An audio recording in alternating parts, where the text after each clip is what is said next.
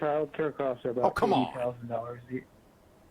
$180,000, and you're going to explain that with child care costs? Hold on. Welcome back, guys. We're watching Dave Ramsey's most controversial TikToks today.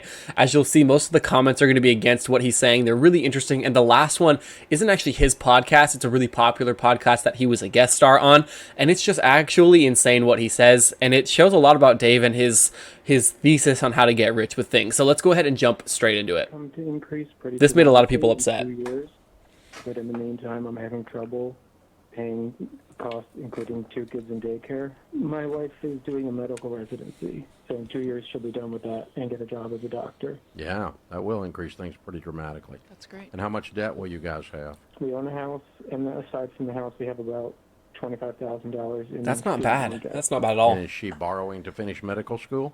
No, she has no med school debt. Nice. The student debt is mine. So what's she making in residency? About $70,000. And what are you making? About $110,000. Whew. Can you explain to me why you can't get by on 180? And you have to borrow money because you can't get by on $180,000? No, something's not right. Our child care costs are about come on. $80,000. $180,000, and you're going to explain that with child care costs? Hold on. How much are you paying a month in childcare? It's about $80,000 a year. Why? For two. You bought them in kids. college? That's funny.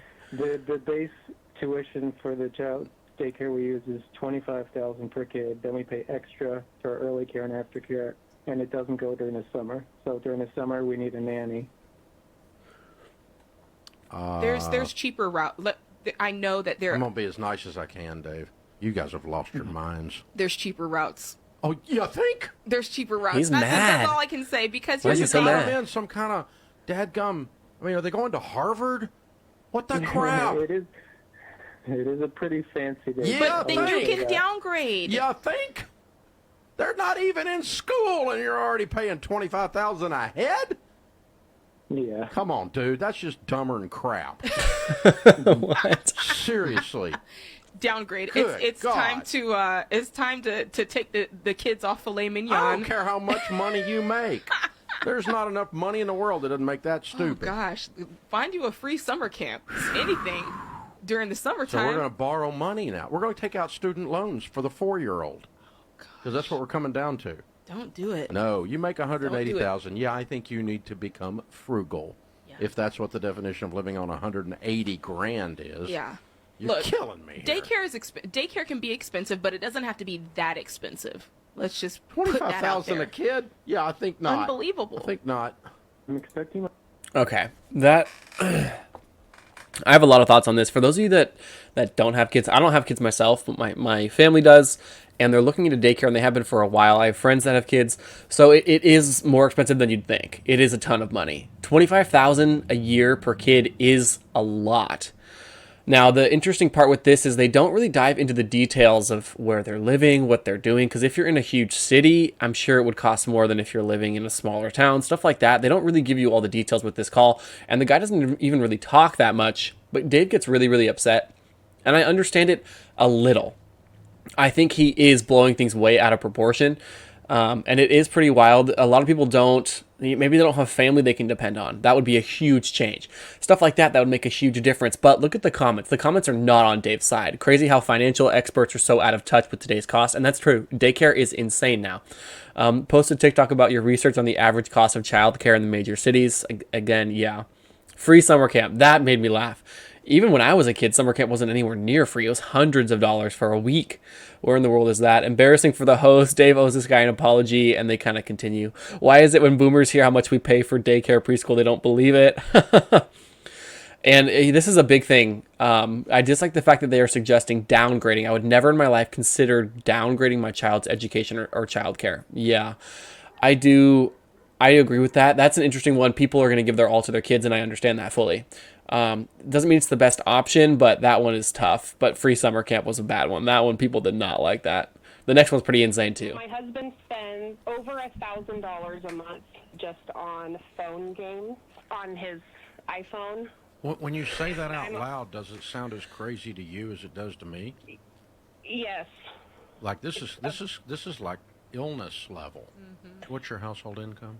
83. $83,000. Apparently, your phone has not been paid. I can't. Oh, you're back We're again. losing most of your phone here. Are you somewhere where you can walk and get a better signal, maybe? Because we're losing you about every third word. All right, $85,000. How old is your husband? 29. Okay. I'm a stay-at-home mom. Yeah. I'm the one that pays the bills. Yeah. I pinch money wherever I can Okay. so that we can get those paid. You guys need to see. You need to get some professional help. That's what I'm thinking too. Yeah. Because this is not $100, and he makes $200,000. They've carefully designed the games to create a dopamine hit to cause you to come back again and again and again. They designed these games to be addictive. If you're not aware of that, it's very true. Yeah. Okay. It's also true of, for instance, the way the videos now work on slot machines. They have carefully designed those to be addictive. And so your husband is involved in an addictive behavior loop. And so this is not a money problem.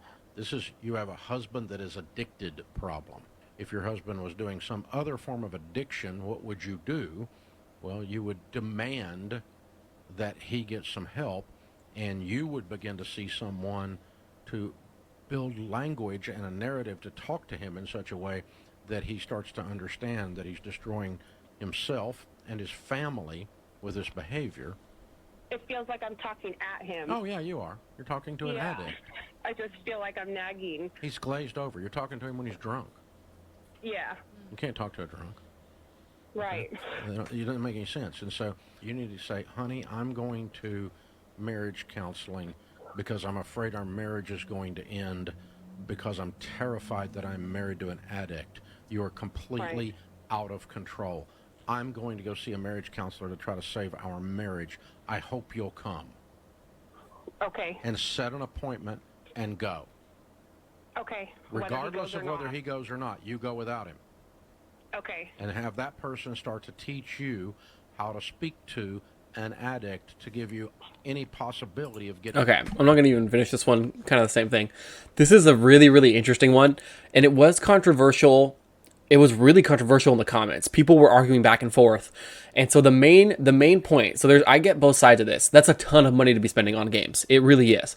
The other side of the argument was it could just be his hobby. That is what he likes to do. It's where he likes to put his money. Now, $1,000 a month is a lot of money, but $85,000 a year is a lot of money as well. So the way that Dave kind of says that he's like bankrupting the family, she doesn't say that. She doesn't say they're underwater every month and that he's spending all this money that could be going towards debt. We don't know if they have a mortgage. We don't know any of that information. And so that what I think is really key to this story, where let's say, I mean, best case scenario, their house is paid off. They go to a cheap school, their expenses are low, and he's just putting that money into the game. It's what he likes to do. But also, if you're looking at like other hobbies, I mean, golfing and stuff like that is expensive as well. Not as expensive unless you're going to like the most insane golf courses and whatnot. But it is also really important, the dynamic here, because I know it's their family, their choices, but she's a stay-at-home mom and she says she's in charge of all the spending, but she is taking care of the family. She's not earning an income. So this is his income. And I bet that that is a point in their relationship that's tough, because I guarantee she says we need to spend less money on this. And he goes, it's my money that I'm making. So it does sound like they do need some marriage counseling or something. All the comments saying Clash of Clans, he's calling OnlyFans games, stuff like that. Yeah, you should make sure it's actually games. I would agree with that one. But in reality, if they can afford it, you know, I wouldn't recommend it by any means, and I doubt that they can afford it, and it's definitely something that he should cut back on. But if it is his only hobby and it's where he puts his time and money, that's what he wants to do with the money that he's earning, and their family is able to support it, which it doesn't sound like they are based off what she's saying. You know, this is one that was really controversial. The funny thing is that Dave could never comprehend spending that much money on phone games because they weren't even around until 20 years ago.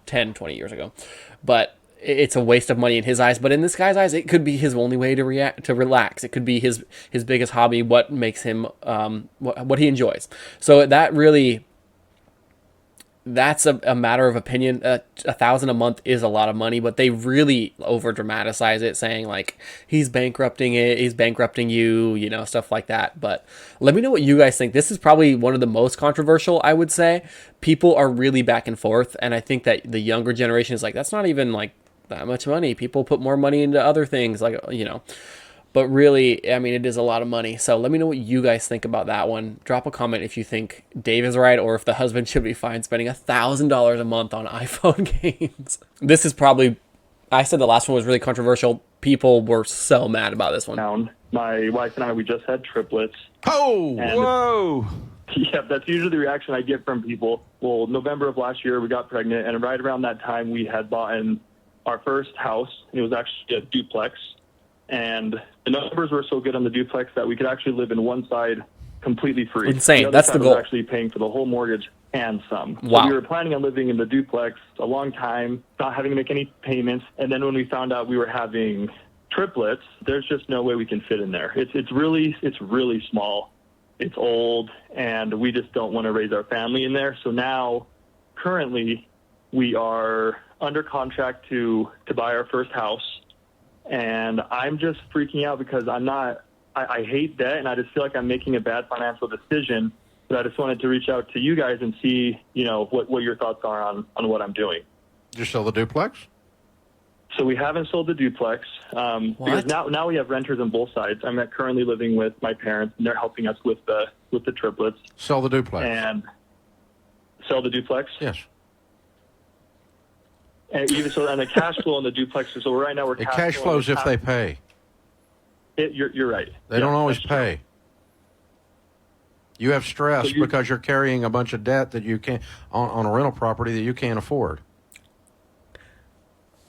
And how can they not afford it? That's it. This is insane. This is probably the most disagreement I've ever had with one of Dave's statements. If it doesn't work, it's going to go sideways, and you're feeling that in your chest, along with the weight of 3 triplets standing on your chest. Yeah. So you're right. That stress does. I mean, yeah. I'm just stressed all the time now. Yeah, like I understand. No matter what the scenario triplets, is, I'm just stressed out. Well, it's because you're trying to keep everything. You're trying to keep the past dream and stitch it to the future new reality, and they don't fit together. Dump the duplex, move on with your brand new awesome life, but it's a completely different life than your little plan. You haven't got it through your head yet. Everything is different now. Oh, no. Yeah. Didn't even know that guy was Yes, there. he does. I know that everything's different now. So how much is the house payment on the new house going to be? So on the new house, the payment would be about $31. It's a lot. $3,100. $3,100. Nice house. $3,100 on the new house. And what is the household income take-home pay? So household income. So my wife currently, she's not working. She's full-time mom. And, she had triplets. Yep. She's for sure working, dude. Oh, I know. She works a lot harder than I do, and I let her know that. She's not working outside the home. Okay, yeah. So what do you make, dude? So I'm doing about $200,000 to $300,000 a year. You're fine. Sell the duplex. Here's what's going on. Okay, you are because I'm you. That's how I can just. It's easy for me to read this because I'm like a super planner. I mean, I know what I'm going to be doing in March right now. I love having a plan. When we go on vacation, I know what we're going to be doing the whole time on vacation, or it is not relaxing to me. Yeah. It's not relaxing to me to not know. Not knowing is stressful for me, okay? You're that guy. You're like that, right? I'm the same person. You had this all dialed in, and the car hit the wall. I mean, it was like NASCAR. Engine up in the stands, doors flew off. Your plan just disintegrated. Thank goodness it was for a joyful reason. Yeah, no, they're a blessing. So now what you've got to do is you got to regroup, and it's going to take you a little while to sweep the corners out of all the wreckage and now build a new plan with the new situation, and you make a ton of money. You're in a great situation. You got 3 wonderful babies. You got a wonderful wife wanting to take care of them, and now you got a nice house to stay in instead of that cheap butt duplex you had stuck your wife in, making $300,000. Okay. This one's actually crazy to me. This is, I think, his worst advice. I understand the stress. I understand that it would be stressful. 100%. What I would recommend is you get a property management company. You pay someone a 10% on what the rent is going to be, and you have them deal with everything. They deal with tenants, they deal with maintenance, they deal with upkeep, every single thing. You have zero stress. They deal with the stress. They get paid for it. You net income. He was making money living in one half. This is an insane cash flow opportunity for a property that you do not find. You do not find. I live in California. They don't exist here, especially with these interest rates. So some of these comments are hilarious. 200 to 300K a year, keep the duplex. His advice is so bad. That's how millionaires are made. Dave wants to buy the duplex. That is the funniest one. I actually laughed so hard at that. It would make sense that he wants to buy the duplex, but it's just crazy. Property management, see, just like that. 10%, great investment, not expecting bad advice, don't sell. That's the thing too. He says, what if they stop paying rent? And I understand that is a fear, 100%. Things happen. He doesn't even need them both to pay rent. He needs one half to pay rent. And he's still making money. He's not even breaking even and building equity with half of it paying. He is still making money. This, I have finalized it. This is the worst advice that Dave Ramsey has ever given. And I hope that guy did not sell his duplex, because that is insane. Oh, I'm getting heated just thinking of it. I want a duplex like that. I was in my 20s. I went completely broke because I was stupid and I went into debt up to my eyeballs buying real estate. And that taught me a lesson that stuck with me the rest of my life. I'm now 62, so I have lived 35 years with zero debt. And that has given me the control of my most powerful wealth-building tool, which is your income. And it's easy to visualize this. If you had no payments and you were in control of your money with a written game plan where you're telling every dollar what to do, you could enjoy life and also invest aggressively and not be broke. When I was in my 20s, I went... So this is like a message of hope, and I get that. It's just a message of hope for a time period that's not realistic to us now. I mean, like this guy in the comments, if I had no bills or debt, yes, I would enjoy my life. Thank you, Dave. And that's how it goes. Yeah, people would love to do that, but it's not realistic this day and age. Things are more expensive, much more expensive. House payments, even rent. Like if he recommends 15-year mortgages on loans for your house, but that's super unrealistic. You can't do that these days. That's absolutely insane. So, I understand the message, but it's almost irrelevant, to be honest, or at least a significant part of it. I see it as being irrelevant. This is going to be good. Here's a couple of rules we use. Rule number 1 is to be debt-free, which you are. Rule number 2 is when you... All right. We've already got a problem. Being debt-free. If you have student debt, should you pay that off before you purchase a house? Definitely situational. Dave throws out these blanket statements that don't make a lot of sense sometimes, because if your rent is $1,400 and you can invest in a smaller house for, let's say, $1,800 a month, it would be difficult, but you could make it work and save yourself money in the long run. Now, Dave's plan is, of course, to pay off all your debt and then buy a house. But if you're renting in an area where rent is thousands, even like $1,500 is a lot of money every month, depending on what you make. And so it's a significant amount. So right off the bat, I already have a problem with the first rule. You make your down payment, you need to retain enough to call your emergency fund, which is 3 I agree to with 6 this. months Emergency funds are great. of household expenses. The third thing is never take out more than a 15-year fixed rate, where the payment is more than a fourth of your take-home pay. That's the max. You can qualify for almost twice that much, but that doesn't mean you need to be that stupid. Don't do that. Keep it conservative so you can get the house paid off in less than 15 years. That's the goal. Then the last thing is, if you can figure it out, make a down payment of 20% or more with a conventional Fannie Mae loan. You avoid PMI, private mortgage insurance. PMI costs you about $75 a month per 100,000 borrowed. So we're talking about $225 a month on $300K. That's pretty substantial. And all that is foreclosure insurance that you buy for the mortgage company. If they have to foreclose on you, it covers them. It does nothing for you. But if you put down 20%, you have an 80% loan-to-value ratio, then you avoid having to buy that ridiculous PMI. Okay, PMI. So I bought a house about 9 months ago. And my PMI is not nearly that much. I don't know if PMI is a base rate. For those that don't know, my house is valued at about $290,000. So he actually is kind of speaking to me. My PMI is below 100 a month. I think it's around $78 a month, but I'm not positive, but I know it's below 100. So I don't know where the PMI comes from. I don't know if it is based off cosigners or outstanding debt or debt to income ratio. I have no idea, but my PMI is not that much. I did put 10,000, not 10,000. I put 10% down on the house. So maybe that has something to do with it, but my PMI is not that much money. Also, fixed 15-year loan. That's nearly impossible where I live unless you live with your parents until you're 30, which would be nice, but not everyone can do that. Most people can't do that. Most people don't want to do that.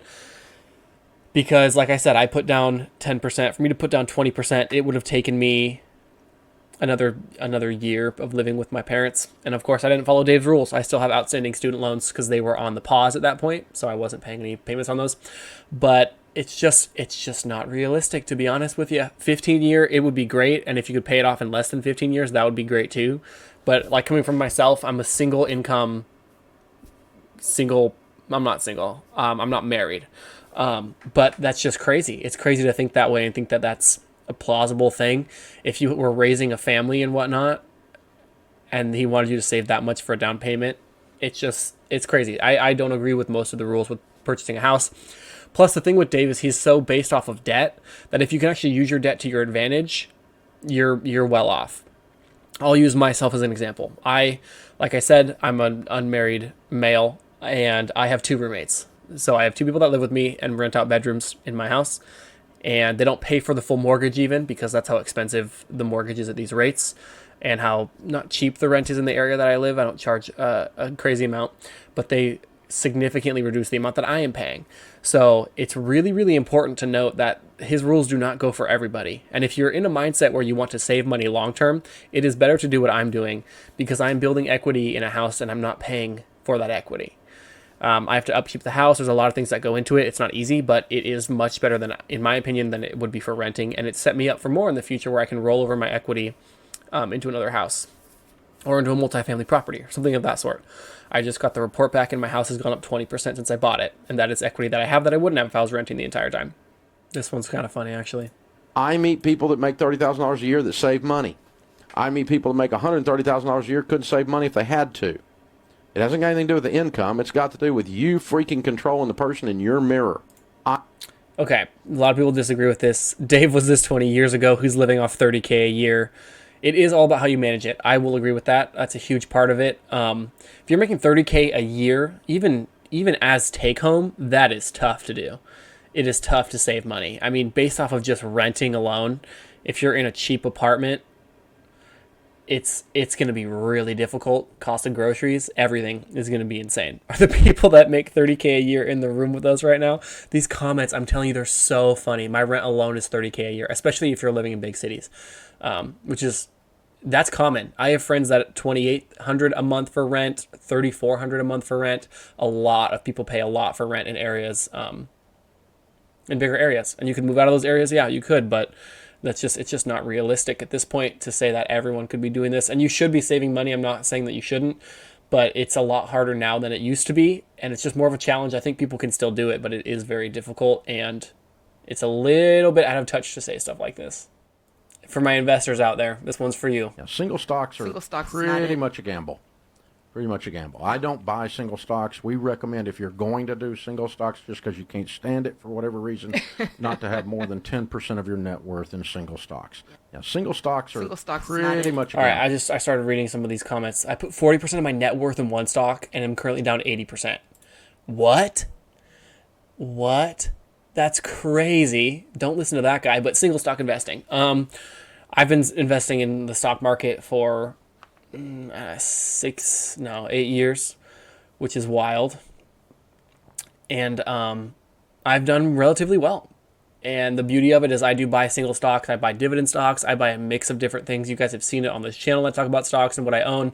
I do focus heavily on dividend stocks, and it is not nearly as much of a gamble as you would think, especially if you diversify yourself.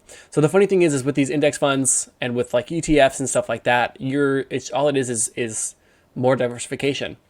So you get to pick less, so it is lower risk, but it's lower reward for sure by far. You can look at most single stocks, large cap stocks, Tesla, Nvidia, Amazon, Microsoft, Apple, see how they've performed against the S&P 500 since the inception of the funds. So it is higher risk, but you find a solid stock and you're pretty much set. That being said, I do love dividend stocks. I have made most of my money off of single stocks. I have made most of my money on a couple fuel stocks, most of it on Amazon. I just sold a few days ago. I made a video about that, and I made like 70%, and I bought it about a year and a half ago, 2 years ago. So it is, I wouldn't even say it's risky. It's like average risk levels, but the reward is crazy. So if you're younger and you have money that you're thinking will do great long term, you're thinking like Nvidia, Amazon, like those kind of large cap stocks, that's not high risk. It's extremely unlikely that they're going to drop 50%. And even if they do, if you have reserves to buy in, then there you go. But this is, again, a really old mindset when it comes to investing, and it's kind of hard to listen to sometimes. All right, so this is the final. This is from the Iced Coffee Hour. It's Graham Stephan's show. Very good show. This is when they had Dave on as a guest, and let me tell you, this is an interesting one. It's very eye-opening. Let's just watch. If you could borrow $1 billion, 0% interest for 10 years, would you do it? No. Even though you could put it in treasuries and pay it off after the 10 years. You could lock in 10-year treasury right now, 10% or 5%. No. It's not worth it. I don't borrow money. There we go. If you could borrow... They're laughing, but they're in shock. Yeah. People really did not like this. The comments were crazy. Perfect example of why Dave Ramsey's out of touch. You could literally... So that's zero risk. Treasuries. Relatively zero risk. The lowest risk you can get. CDs, bonds, stuff like that is the lowest risk you can get. The government would have to collapse for this stuff not to be paid out. And so people don't listen to him for this very reason. He's so anti-debt, and it makes sense, but you can use debt as a tool. It's all about how you use things. And it is higher risk, of course, and he comes from an area with less risk because he lost all of his money. But people just really didn't like this, and I thought it was so interesting. I thought, well, what a wild thing. You could make thousands of dollars off that $1 billion borrow, pay it off right away at the end, boom, cost you nothing, no risk. Put that money towards something, put it towards charity, put it towards anything. So people call out Dave for this stuff all the time, and it is a good point. It does not make any sense. It's him standing on his principles rather than what's realistic, and so that's why people just get so upset. That's the end of the video. Thank you guys for watching. I'll link the last TikToks by Dave in the description down below. Let me know what you guys think. As always, I appreciate you for watching. Don't forget to subscribe, and I will see you in the next one.